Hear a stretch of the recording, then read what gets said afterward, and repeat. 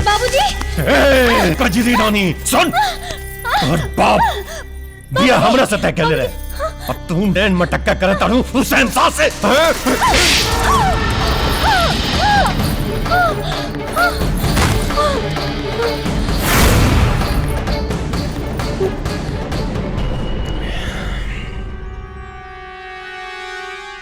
कारे ब्याह करे का बहुत शौक बाटेगा हैं? घोड़ी चढ़ गए। पहले औरत की इज्जत करे का तरीका सीख। तरीका तो हम दोनों सिखाए। ये इलाका में रहे के तरीका, हमर आदमियन से बात करे के तरीका,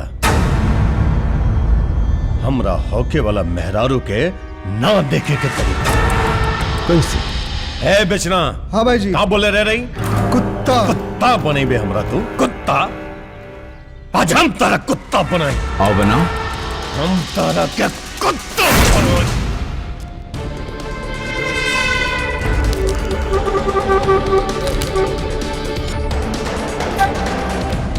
शहन शाह का नाम हमार शहन शाह। हम शेर है और शेर के जिए का तरीका कोनो कुत्ता ना सिखा सकेला रे।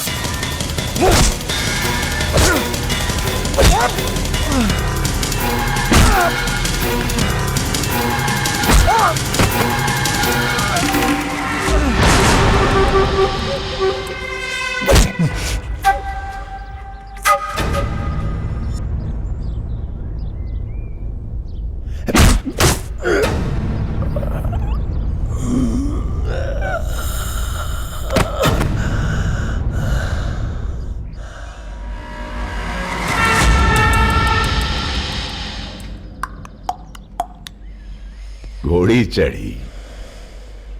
ए चमचा पार्टी ले जा रे करा के एजा से, ना तो कजरी से कहा केहू से बिया करे लायक ना छोड़ा।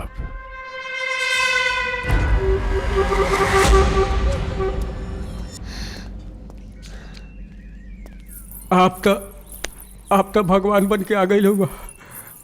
आप ना ही रहता तो हम बाप बेटी के ना जाने कौन गत भइल रही। अरे कोनो गति ना भइल धत मर्द बड़ा भोजपुरिया काहे घबरा तड़ा। कोनो बात नहीं की। आप कोनो कर्जा मांगे या कजरी के छेड़े ना आए, ठीक है?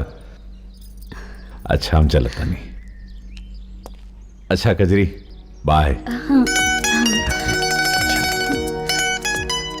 बाबूजी तू ठीक बाड़ा ना बाबूजी?